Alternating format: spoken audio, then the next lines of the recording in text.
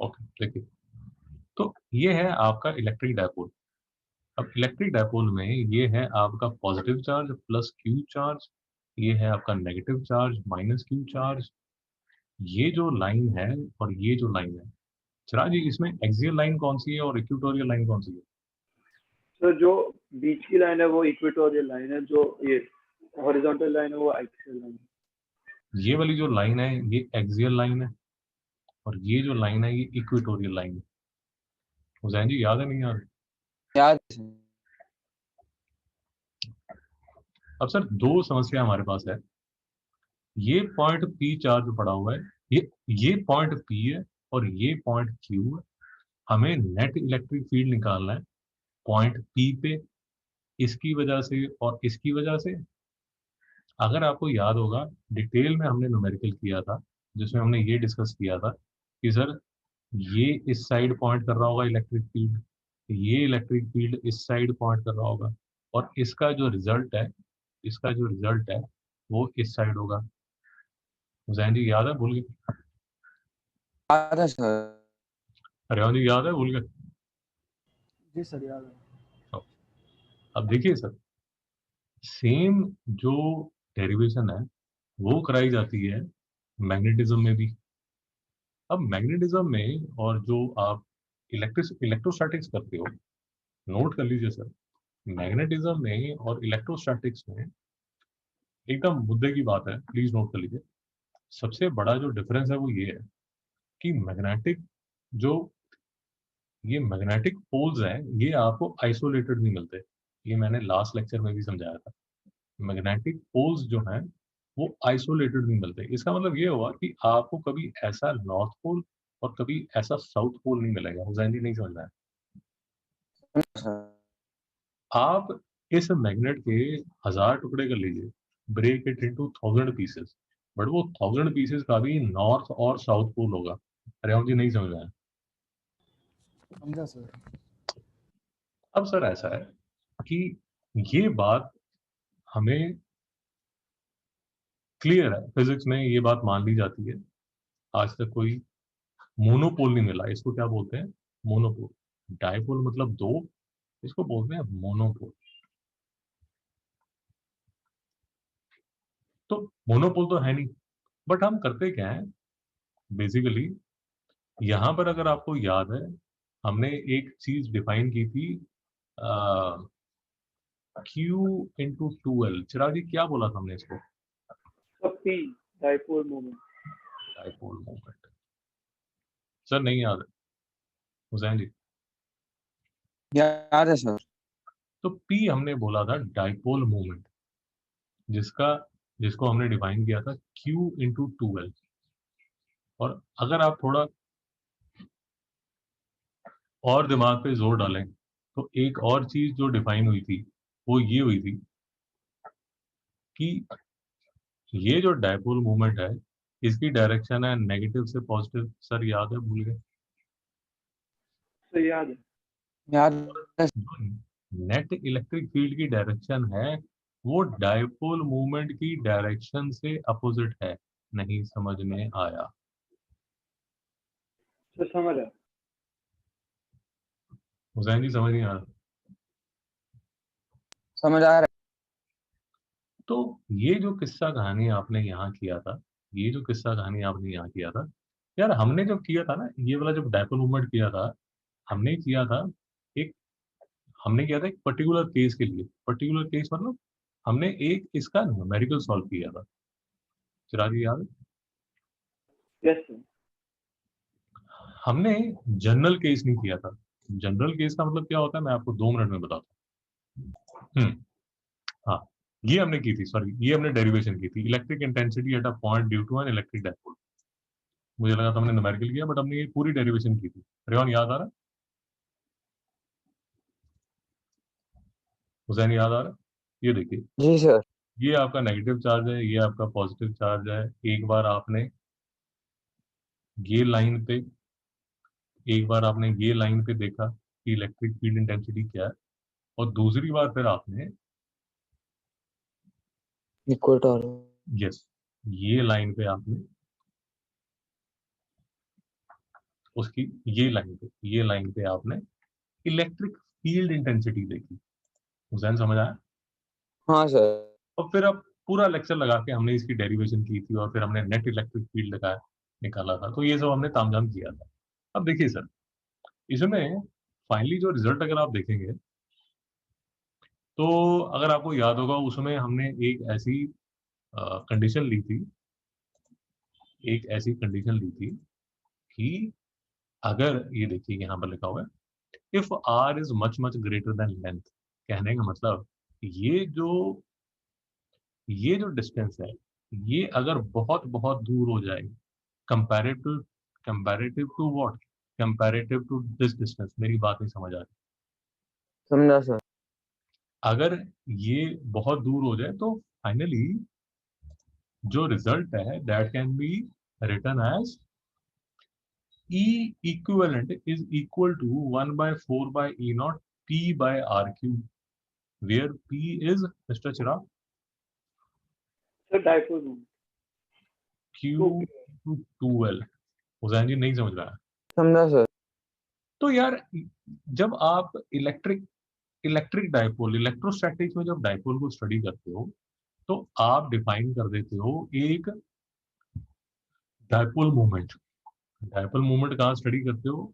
ये देखिए यहाँ, अगर आपको याद होगा किताब में, ये देखिए P is equal to Q into 2L करके आपने डायपोल मोमेंट डिफाइन कर दिया था। ये इलेक्ट्रोस्टैटिक इलेक्ट्रिक डायपोल मोमेंट है। और फिर अगर आपको याद होगा यहाँ पर कहीं पर लिखा भी हुआ था कि सर देखो आपका, अगर आप ध्यान से देखोगे जो मैं अभी 10 मिनट पहले आपको बता रहा था, ये देखिए ये आपका नेगेटिव चार्ज है, ये आपका पॉजिटिव चार्ज है। डायपोल मूवमेंट होता है नेगेटिव टू पॉजिटिव, और जो नेट इलेक्ट्रिक फील्ड है उसकी डायरेक्शन और डायपोल की जो डायरेक्शन है वो अपोजिट है। हुसैन नहीं समझ में आया? समझा सर। अब्बाजी समझ नहीं आ रहा? अब्बाजी समझ आ रहा?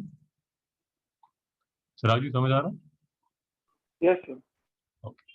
तो फाइनली ये सारा जब हमने मैथमेटिक्स किया था तो फाइनली हमने एक रिजल्ट डिराइव किया था। यार ये रिजल्ट प्लीज एक नोट कर लो कि डायपोल की वजह से इलेक्ट्रिक डायपोल की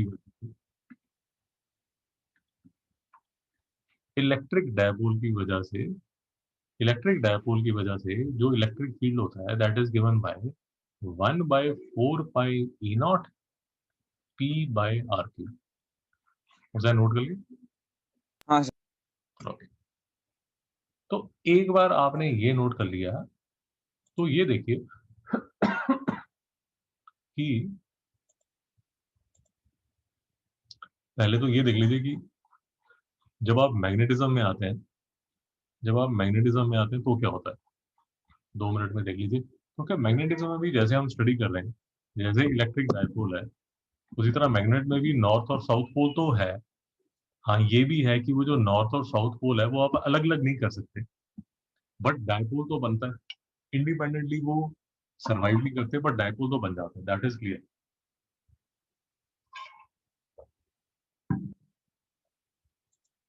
अब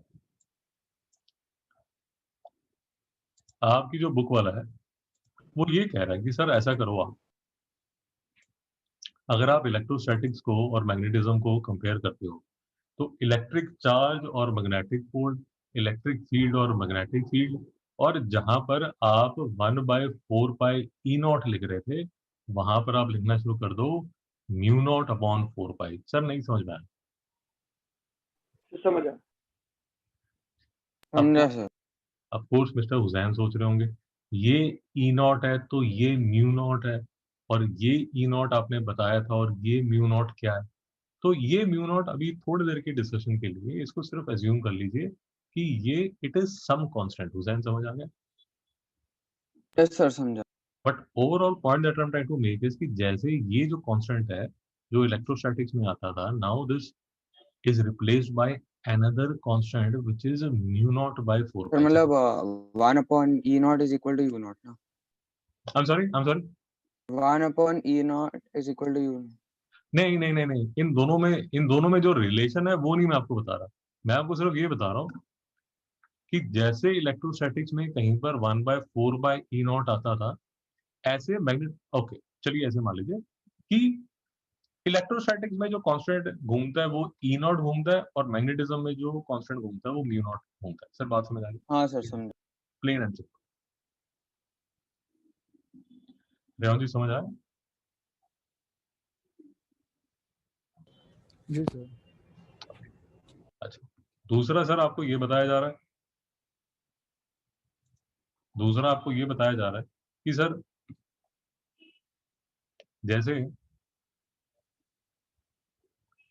जैसे इलेक्ट्रिक फील्ड के लिए, जैसे जब दो चार्जेस पड़े होते हैं तो उसकी वजह से एक इलेक्ट्रिक फील्ड इंटेंसिटी आती है, उसी तरह जब मैग्नेटिज्म होगा तो एक मैग्नेटिक फील्ड इंटेंसिटी आएगी। सर बात समझ में आई? Yes sir. तो जैसे इलेक्ट्रिक फील्ड के लिए ये देखिए, ये रिजल्ट जो अभी आपने नोट किया वही रिजल्ट आपको दोबारा दिखाया जा रहा है कि अगर आप इलेक्ट्रिक डायपोल लोगे तो distance r along the dipolar axis पे जो रिजल्ट आएगा वो ये आएगा, और इक्वेटर पे जो रिजल्ट आएगा वो ये आएगा। कौन सी कंडीशन के लिए? Where r is much much greater than length and r is much much greater than length. ये तो हमने डिराइव किया है इलेक्ट्रिक फील्ड के लिए। अब आपको ये बोला जा रहा है कि सर ऐसा है, सेम जो लॉजिक है वो आप मैग्नेटिज्म के लिए भी लेके आ सकते हैं। जैन जी नहीं समझ में आया? समझा सर। तो जैसे आपने जो इलेक्ट्रिक फील्ड को 1/4/E0 2p/r³ लिखा था एक्सियल डायरेक्शन के लिए, उसको हम अब लिख देंगे बी। बी क्या है समझिए, बी है मैग्नेटिक फील्ड। लिख लीजिए, नया वर्ड है। मैग्नेटिक फील्ड भी लिखा जाता है, बीच बीच में आपके किताब वाला इसको मैग्नेटिक इंडक्शन भी बोल देता है, वो भी लिख लीजिए, दोनों लिख लीजिए, प्लीज नोट कर लीजिए, नया वर्ड है। तो इलेक्ट्रिक फील्ड को आप ई से डिनोट करते हो, मैग्नेटिक फील्ड मैग्नेटिक इंडक्शन को आप बी से डिनोट करते हो। चिराग जी नोट कर लिए? Yes sir. तो मैग्नेटिक फील्ड को सेम केस में जैसे आपने यहाँ पर इलेक्ट्रिक डायपोल के लिए for a condition where this point is far beyond then this length. कौन सी लेंथ? ये बीच वाली, ये वाली लेंथ। उसी तरह this point Q is far away from this length. Chirag ji समझ आ रहा है नहीं आ रहा? सर समझ आ रहा। इसके लिए आपने दो रिजल्ट निकाल लिए, एक तो निकाल लिया E एक्सियल, दूसरा निकाल लिया E इक्वेटोरियल। तो ये आपने लिख दिया 1/4/E0, 1/4/E0। यहाँ पर आता है r³, यहाँ आता है r³, और एक्सियल में जो रिलेशन आता है वो आता है, एक्सियल में आता है 2p, सॉरी एक्सियल में आता है 2p, और यहाँ आता है p। हुसैन जी समझ आ रहा है? सो गए? समझ आ रहा है सर। तो इसी तरह मैग्नेटिज्म में इसको ऐसे ही डिफाइन किया जा रहा है कि सर बी एक्सियल जो है उसकी जो इंटेंसिटी है वो लिखी जाएगी 1/4/E0 को आपने रिप्लेस किससे किया था? mu0/4 से। चिराग जी समझ में आ रहा है? Yes sir.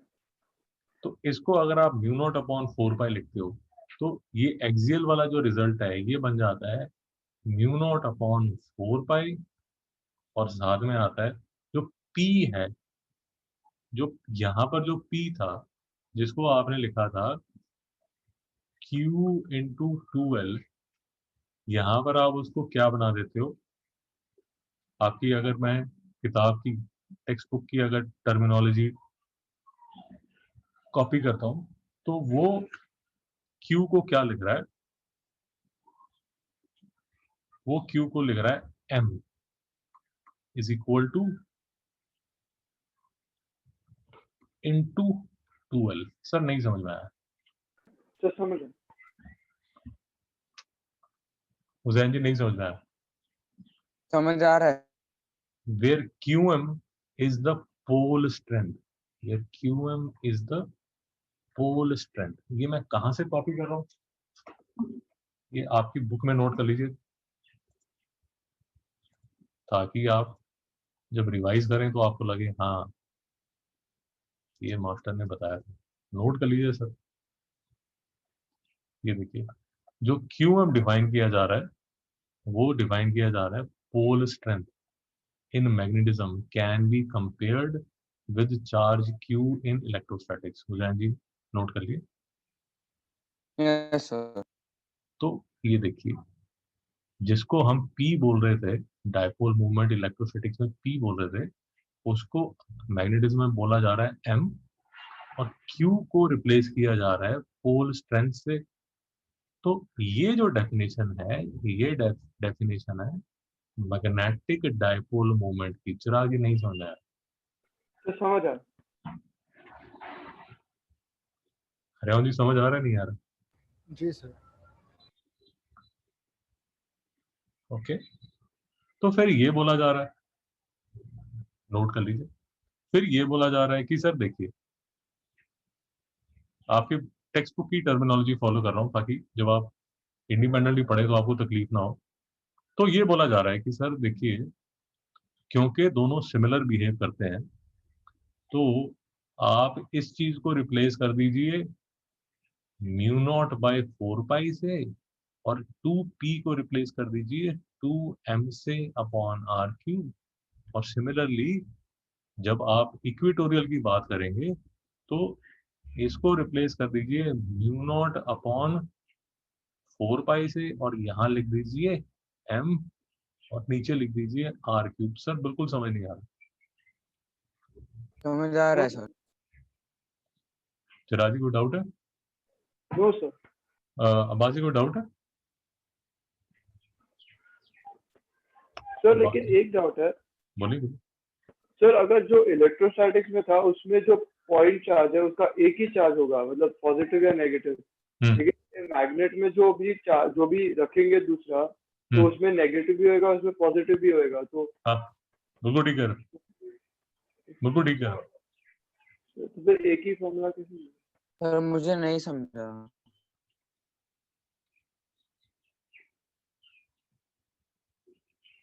यार मैं ना आपको ये बताने की कोशिश कर रहा हूँ, आप सुनिए जरा मैं क्या बताने की कोशिश कर रहा हूँ। जो लेक्चर के शुरू में हम डिस्कशन कर रहे थे वो यही डिस्कशन कर रहे थे।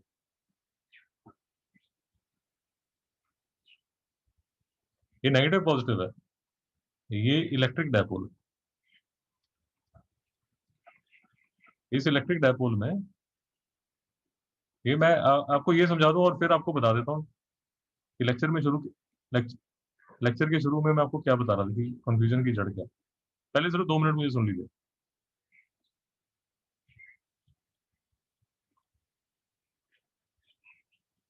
इलेक्ट्रिक डायपोल में अगर ये जो डिस्टेंस है R, this is much much greater then L, तो यहाँ पर जो इलेक्ट्रिक फील्ड होगा चिराग उसको मैं क्या लिखूंगा? Sir 1/4 E naught into P by R cube. Into P by R cube. और यहाँ जो इलेक्ट्रिक फील्ड है उसको मैं क्या लिखूंगा? Sir 1/4 E naught into 2P by R cube. Hussain यहाँ कोई डाउट है? नहीं सर। ये तो क्लियर है ना? Yes sir. अब सर यहाँ यूज की जा रही है सिमेट्री। सिमेट्री को ये बोला जा रहा है कि सर जैसे इलेक्ट्रिक डायपोल होता है ऐसे ही मैग्नेटिक डायपोल होता है। मेरी बात नहीं समझ आई? तो समझ समझा। अगर आपको नहीं समझ आ रहा तो ये देख लो, ये एक फॉर्मूला था 1/4/E0 Q1 Q2 by R²। ऐसे ही आपने एक और फॉर्मूला लिखा था हजारों साल पहले, अगर आपको याद होगा। नहीं समझ में आया? तो समझ समझा सर।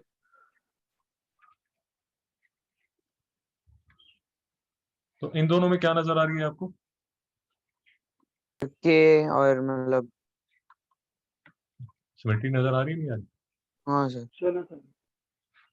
सिमेट्री का मतलब क्या होता है? सिमेट्री का मतलब ये होता है कि अगर पॉजिटिव चार्ज है तो नेगेटिव चार्ज है, अगर नॉर्थ है तो साउथ है, और अगर मैटर है तो साथ में क्या होगा? Anti matter. नहीं समझ में आया? समझा तो सर। समझ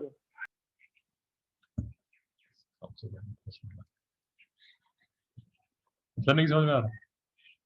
समझ आ तो रहा है। तो मैग्नेटिज्म में एक टेक्स्ट बुक में सिमेट्री यूज कर रहे हैं। वो बोल रहे हैं सर ऐसा है कि क्योंकि इलेक्ट्रिक डायपोल है, उसी तरह मैग्नेटिक डायपोल है। आप ये जो 1/4/E0 है, इसको रिप्लेस कर दीजिए चिराजी किससे? सो म्यू नॉट 2m/4 नहीं, म्यू नॉट m/4 ये जो P था इसको रिप्लेस कर दीजिए m/r। R³ तो ऐसा ही है। तो ये जो मैग्नेटिक फील्ड है ये कहां पर हो जाएगा? यहां पर। और उसी तरह ये जो पॉइंट है, यहां पर जो मैग्नेटिक फील्ड होगा that will be given bye μ0/4π2m/r³। यहां पर आपने जो P डिफाइन किया था वो डिफाइन किया था 2L into Q, where Q is the charge. तो यहां पर जो M है वो मैग्नेटिक डायपोल को डिफाइन कर रहा है, and this is given bye 2L into, यहाँ Q था, और यहाँ पर आप इसको क्या बोल दोगे? QB, which is the pole strength. Hussain अभी भी समझ गया? समझ आ रहा है। चिराग जी समझ गया? तो समझ ओके। अब मैं जो आपको बताने की कोशिश कर रहा हूँ, फाइनली मैं जो आपको बताने की कोशिश कर रहा था जब लेक्चर शुरू हुआ, तो मैं ये बताने की कोशिश कर रहा था कि आपकी जो करंट एडिशन है 11th क्लास का, जो करंट एडिशन है उसमें ये जो रिजल्ट है, ये जो रिजल्ट है और ये जो रिजल्ट है वो सिमेट्री से बोल दिया गया कि सर ये ठीक है, आप इसको मान लीजिए। उसका कोई आपको प्रूफ नहीं दिया गया। लेकिन जो आपकी पुरानी टेक्स्ट बुक थी, उसमें ये सारा प्रूफ दिया गया था। सर मेरी बात नहीं समझ रहे? तो समझ जिसका जो प्रूफ है वो ऑलमोस्ट सिमिलर ही है, बट लास्ट एडिशन में उसको प्रूव करना सिखाया गया था। अरे जी बात समझ आ रही है नहीं आ रही? जी सर।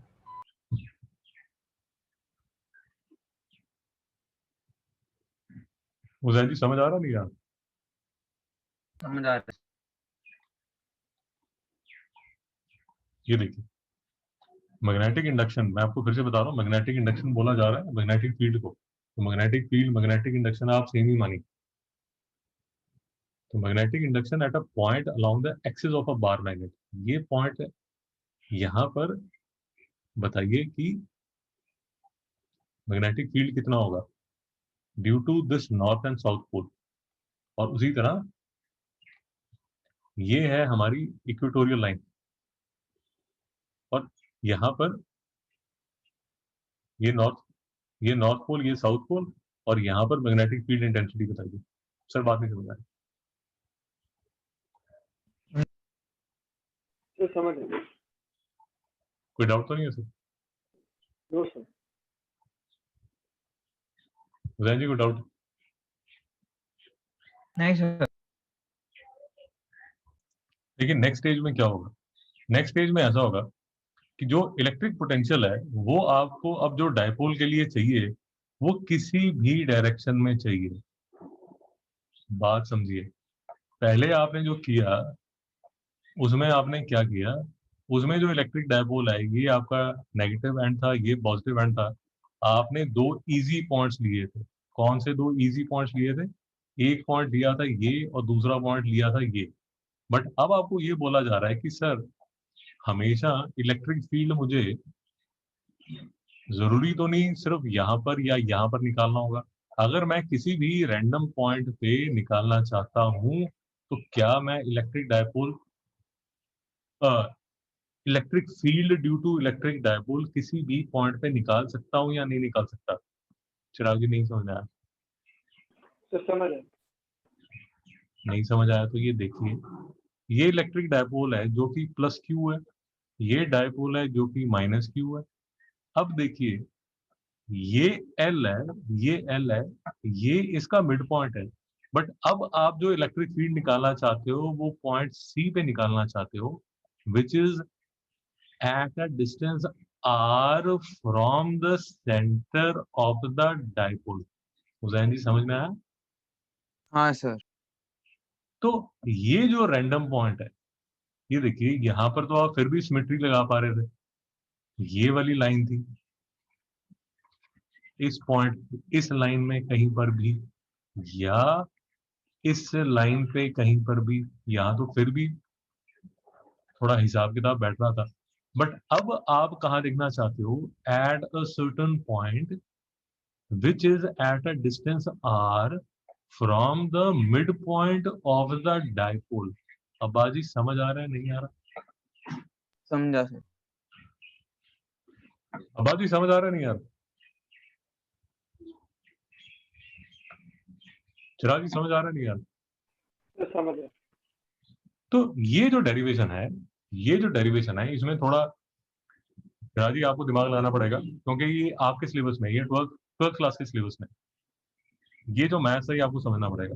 नहीं समझ आया आप कोर्स डिस्कस करेंगे, बट मैं आपको सिर्फ एक लॉजिक बताने की कोशिश कर रहा हूँ कि कैसे इलेक्ट्रिक डायपोल और मैग्नेटिक डायपोल या इलेक्ट्रिसिटी और मैग्नेटिज्म में जो सिमेट्री है सिर्फ वो बताने की कोशिश कर रहा हूँ। अच्छा, अब अगर हम मैग्नेटिज्म देखते हैं, अब जब हम मैग्नेटिज्म देखते हैं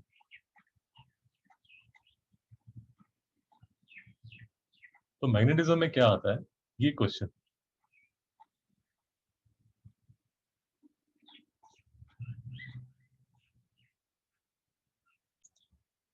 चला जी ये देखिए, ये आपका मैग्नेटिज्म का चैप्टर क्लास 12 का, using electrostatic analogue obtain the magnetic field at a distance x on the perpendicular bisector of a magnetic dipole m for x much greater than r, verify this। Sir बात समझ में आई नहीं?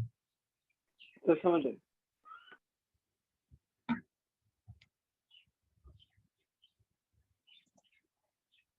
और इसका proof नहीं है, इसका जो प्रूफ है वो हमें इंडिपेंडेंटली करना पड़ेगा, वो आपकी किताब में नहीं है। और अगर हम फाइनली अगर आप बोलें कि सर जैसे हमने कूलम्स लॉ किया था वैसा कोई लॉ मैग्नेटिज्म में इलेक्ट्रिसिटी में है नहीं है, अच्छा पहले तो यही देख लीजिए।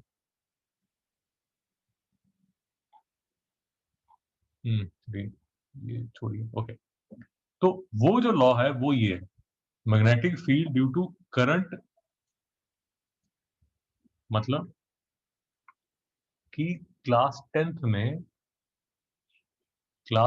में मैं ये कर लेता हूं कि अगर ये करंट कैरिंग वायर है, अगर ये करंट कैरिंग वायर है जिसमें आई करंट फ्लो कर रहा है, तो ये जो करंट कैरिंग वायर है इसकी वजह से आसपास एक मैग्नेटिक फील्ड बन जाएगा। हुसैन जी पता है नहीं पता? Yes sir. रेवान जी पता है नहीं पता? जी सर। क्योंकि सर ये मेरी करंट कैरिंग वायर है जब इसमें मैं करंट ऑन करता हूँ, और यहाँ पर अगर आपको याद होगा क्लास 10th की बुक में आपको बताया गया था कि सर ये आपका अगर साथ में आप एक कॉम्पास रखते हैं, तो जैसे ही आप वायर में करंट चालू करते हैं तो ये जो कॉम्पास है ये डिफ्लेक्ट करती है। सर नहीं समझ में आ रहा। तो समझ रहे हैं। रेवंत जी देखिए, ये क्लास 10th की बुक है आपके, और उसमें क्या लिखा हुआ है, सर का नाम लिखा हुआ है ऑस्टर्ड का, और इसके बारे में क्या लिखा हुआ है सर के बारे में कि when a large current 1 ampere और मोर flows through the thick copper wire passing through a cardboard magnetic needle kept at different points different direction। तो बेसिकली आपको ये बताया जा रहा है क्लास 10th में, ये आपको बताया जाता है कि सर अगर ऐसा सर्किट बनाओगे जिसमें ये साइड पे करंट पास कर रहा है, तो ये जो करंट है ये अपने आसपास एक मैग्नेटिक फील्ड बना लेता है। रेवंत जी नहीं समझ में आया? जी सर समझा।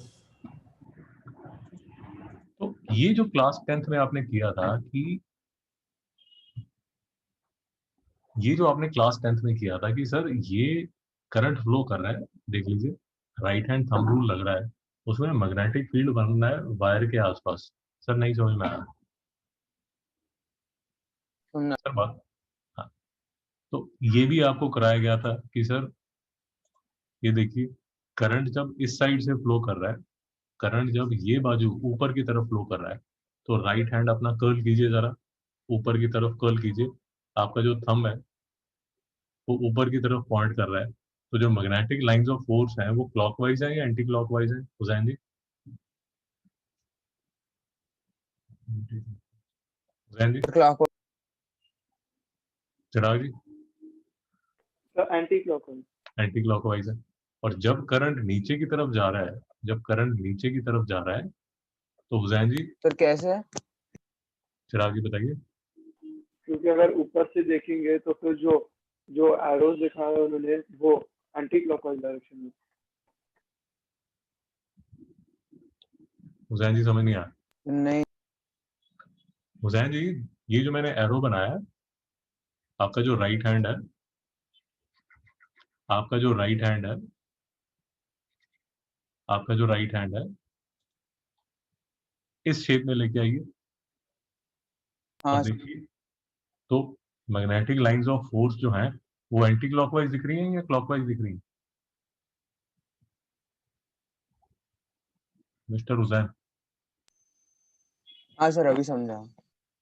तो उसी तरह अगर जब ये करंट नीचे की तरफ आ रहा है, जब करंट नीचे की तरफ आ रहा है तो magnetic lines of force Hussain clockwise नजर आ रही है, एंटी क्लॉकवाइज नजर आ रही है मिस्टर हुसैन? क्लॉकवाइज। क्लॉकवाइज। तो ये क्लास 10th में आपको फंडा कराया गया था कि सर अगर आप एक इलेक्ट्रिक सर्किट बनाते हैं तो जो आपकी जो वायर है उसके आसपास मैग्नेटिक लाइंस ऑफ फोर्स बन जाती है। सर कोई प्रॉब्लम है यहाँ तक? नहीं सर। No sir. और फिर सर ये सोलेनॉइड करके भी आपको बताया गया था। चिंता मत कीजिए सर, आपका होमवर्क है कि ये जो पूरा चैप्टर है मिस्टर रेवान, मिस्टर हुसैन, ये आपको रिवाइज करना है। कर लेंगे सर? क्लास 10th का है जी सर, सर। क्लास 10th का है। पूरा चैप्टर प्लीज रिवाइज कर लीजिए। कौन सा चैप्टर रिवाइज करना है? ये magnetic effect of electric current, यहां से रिवाइज करना है। चैप्टर है कौन सा? ये effects of electric current, energy transfer, heating effect और मैग्नेटिक इफेक्ट। ओके, ये हमें जरूरत क्या पड़ने वाली है सर? इसकी जरूरत हमें यहाँ पड़ने वाली है, क्योंकि अब ये देखिए सेम वायर है सर, सेम वायर है जिसमें से करंट फ्लो कर रहा है।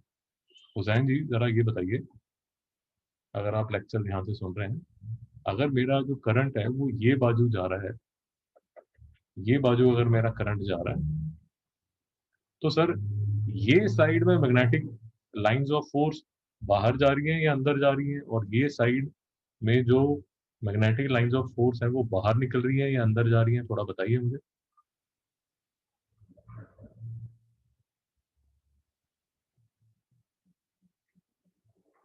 मिस्टर चिराग, ये साइड में मैग्नेटिक लाइंस ऑफ फोर्स बाहर निकल रही है अंदर जा रही है?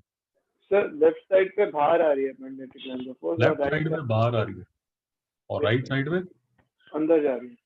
गांधी समझ नहीं आ रहा, समझा सर। बाजी समझ नहीं आ रहा, बाजी है नहीं। तो चिराग एक तो ये आप टेक्स्ट बुक में ठीक कर लीजिए, ये गलत लिखा हुआ है यहाँ पर, समझ आ गया? Yes sir. तो अगर आपका ये आपकी वायर है, ये आपकी वायर है, इसमें हेलो। अगर हाँ जी हाँ जी हाँ सर, आवाज है। हाँ जी, तो हुसैन ये अगर आपकी वायर है जिसमें इलेक्ट्रिक करंट फ्लो कर रहा है, तो आप राइट हैंड थंब रूल लगाएंगे तो लेफ्ट साइड पे जो मैग्नेटिक लाइंस ऑफ फोर्स है वो बाहर आ रही होगी, और राइट साइड पे जो मैग्नेटिक लाइंस ऑफ फोर्स है वो अंदर जा रही होगी। आपको ये बात समझ आई या नहीं आई? Yes sir. रेवान जी कोई डाउट है? No sir. और यही चीज आपकी किताब में बताई जा रही है, बट उन्होंने थोड़ा सा उसमें परेशानी कर दी है। और अब ये बताया जा रहा है क्लास 10th में और आपकी हायर क्लासेस में फर्क ये बताया जा रहा है कि आपको एक फॉर्मूला दिया जा रहा है, फॉर्मूले को देख के डरना नहीं है आपने, सिर्फ ये बताया जा रहा है कि सर नोट कर लीजिए मेरे साथ, नोट कर लीजिए मेरे साथ, ये वायर, ये वायर का ये लेंथ है डीएल। डीएल का मतलब हुसैन क्या हुआ? छोटा छोटा। शाबाश, स्मॉल लेंथ, छोटा लेंथ। या इससे भी डर लग रहा है तो सिर्फ ये लिख दीजिए, पीस ऑफ लेंथ। तो इतने से लेंथ की वजह से अगर आप एक डिस्टेंस आर दूर, ये डिस्टेंस आर है, यहां पर अगर आप देखना चाहते हैं कि इस लेंथ की वजह से या इस लेंथ जहां से करंट निकल रहा है उसमें से जो उसकी वजह से ये पॉइंट पी पे जो मैग्नेटिक फील्ड होगा उसका जो फॉर्मूला होगा, क्योंकि छोटी लेंथ है तो छोटा मैग्नेटिक फील्ड है, mu naught upon 4 pi constant है, मल्टीप्लाइड बाय जितना करंट फ्लो कर रहा है आई, जितनी लेंथ आपने ली DL, multiplied by sine theta. Theta क्या एंगल है? डीएल में और आर में जो एंगल है वो theta whole upon R square. Sir note कर लीजिए प्लीज, और चिंता मत कीजिए सर, न्यूमेरिकल्स करेंगे, जो चीजें नहीं समझ आ रही वो न्यूमेरिकल्स में आपको समझ आ जाएंगी। हुसैन जी बात समझ आ रही? हाँ सर। नेक्स्ट लेक्चर में न्यूमेरिकल्स करेंगे। ये सारा जो पोर्शन है उसमें थियरी कंफ्यूजिंग है, बट जब न्यूमेरिकल्स करेंगे तो आपको जल्दी समझ आना शुरू होगा। चिराग जी समझ आया नहीं है जो मैं अभी बताया? Yes sir. नोट कर लीजिए। हाँ सर। ओके, लगे हाथ ये भी नोट कर लीजिए। म्यू नॉट जो मैंने आपको लेक्चर के शुरू में बताया था, ये जो म्यू नॉट है उसको क्या बोला जाता है? Permeability constant. और इसकी वैल्यू क्या लिखी जाती है? नोट कर लीजिए सर प्लीज, म्यू नॉट की वैल्यू लिख लीजिए। और इसको अगर आप ध्यान से देखेंगे तो कहने का मतलब ये हुआ, नोट कर लीजिए, कहने का मतलब ये हुआ कि जब भी आपके पास mu naught by 4 pi, mu naught सिर्फ ये नोट कर लीजिए कि म्यू नॉट अपॉन 4 पाई, ये देखिए म्यू नॉट अपॉन 4 पाई की वैल्यू जो है वो किसके इक्वल होती है? 10⁻⁷ टेस्ला मीटर पर एम्पियर। नोट कर लीजिए सर।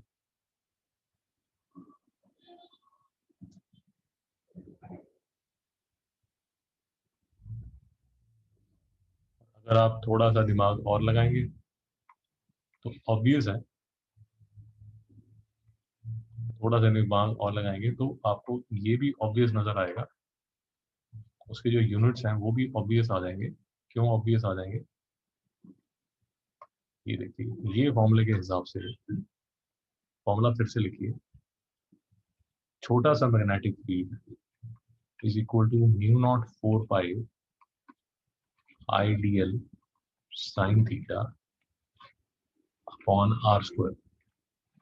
तो मुझे इसके यूनिट चाहिए, इसके यूनिट्स क्या होंगे,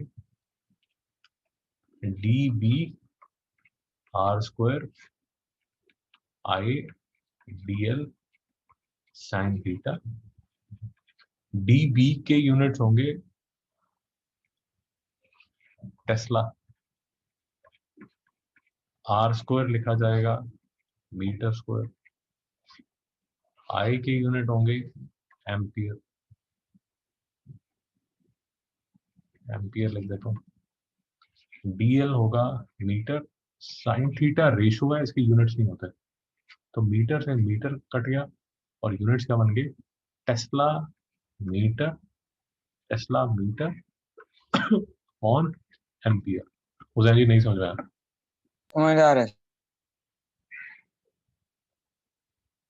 रेवा जी नहीं समझ रहा, समझा सर।